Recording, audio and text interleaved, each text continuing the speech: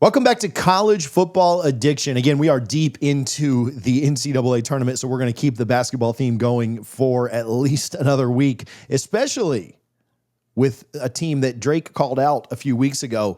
One of the hotter teams in college basketball had a nice run in the Big 12 tournament, and now they find themselves in the Sweet 16. It is none other than the BYU Cougars have a big matchup this week. We'll talk about that matchup in a minute, but Drake, does it surprise you at all that we're talking about BYU right now in the Sweet 16?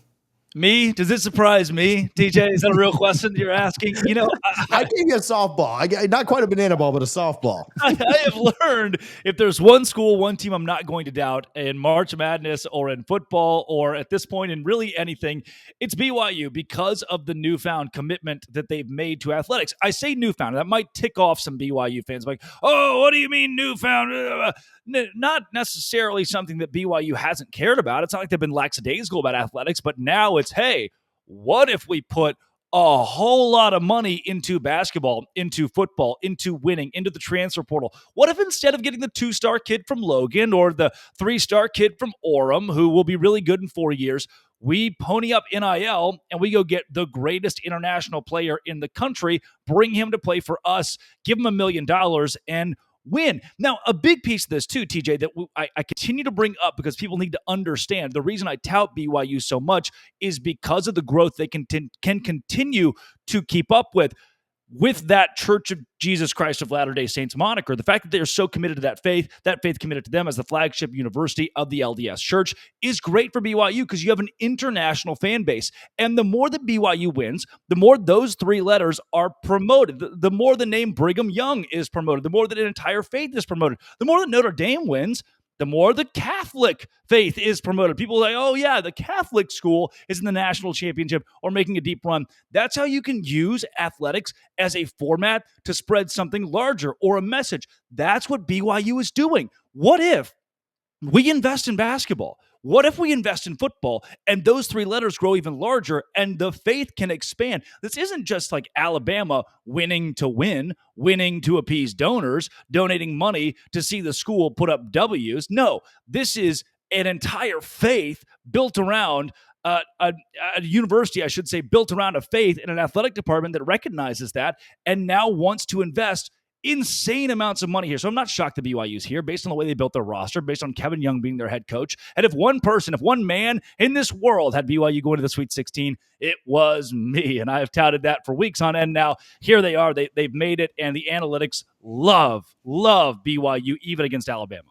So I want to ask you about that Bama game and some matchups and thoughts there. But we took care of business first round against VCU. And then in the second round, absolutely. I think this tournament, not to crap on the tournament at all, because because college basketball right now is becoming so top heavy. We didn't get a lot of upsets. We didn't get a lot of buzzer beaters. We got one last night in the game, and then the Florida UConn game was good. But this of the second round, when you look at the games, this Wisconsin BYU game was really, really good, and really kind of one of the classics of the tournament so far, in a tournament that I do think has largely been underwhelming. I knew you weren't going to be surprised, but what has BYU done to put themselves in this position on the court, specifically in that second round game against Wisconsin?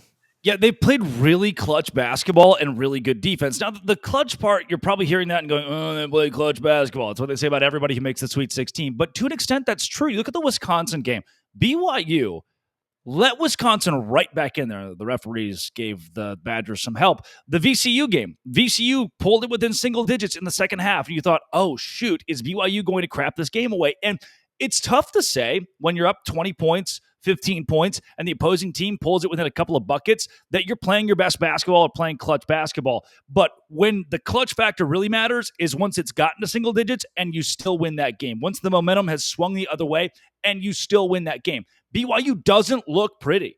They don't look good. They are a very good momentum team. They're one of the least consistent teams in college basketball. They will go on a run of their own, a 23-8 run, and then give you your own 23-8 run. So finding a way to win these games, finding that clutch gene in the last 2 minutes, in the last 30 seconds is how BYU has gotten here, along with the number 7 defense in America per shot quality. Now, there are NBA coaches who pay shot quality to run their advanced analytics. And if you ask that site, they'd say BYU is 7th in America on that side of the ball. Many people threw away the BYU defense. Last year, it wasn't that great. They were a little bit more live and die by the 3, but this is a BYU squad this year that has settled in offensively, number 11 in the nation, and defensively, they are just elite. If you're top 10 in the country, you are elite. And while that side doesn't get a lot of flowers, it should. BYU has made it here off of really good basketball in that last minute, 2 minutes of the game, and insanely good defense. They'll certainly have their hands full. You mentioned the Bama game coming up. Mark Sears, one of the best players in the entire country, took away several awards in the SEC and then nationally. A kid that when I would tune in and watch him this year seemed to make every big shot and really was the catalyst that really gets that team going. How do you think they, not only him, but just a pretty talented Bama team that, again, we talked about the SEC earlier, but a talented Bama team that had some pretty impressive wins this year, had some nice things that they've been able to do. Just thoughts on how they match up with Sears specifically and, also with Alabama in totality.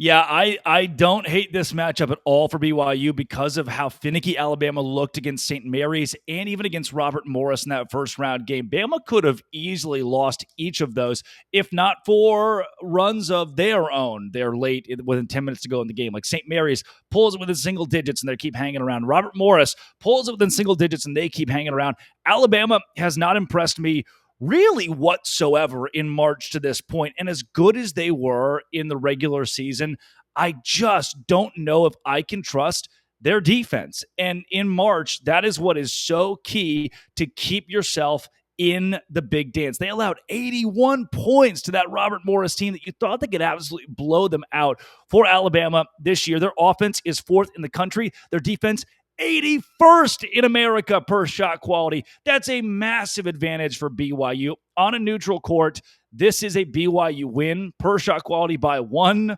point. Now, that's still a 6 seed over a 2 seed, a major upset over an SEC team, but when the advanced analytics like it, I like it a lot. What's going to hurt BYU in this game, and I'm going to bring this up now, and the deeper they get in the tournament, it's really going to become a factor, is their inability to get to the free throw line and make free throws. They're 253rd in America this year in drawing fouls. They don't get fouled a lot. When they do, they don't always make their free throws. They were much better against Wisconsin, despite some disparity with the officiating crew. But then again, BYU doesn't really foul other teams. Most of the games they play, based on the numbers, don't send either to the line very much. So that's an interesting thing to pay attention to here.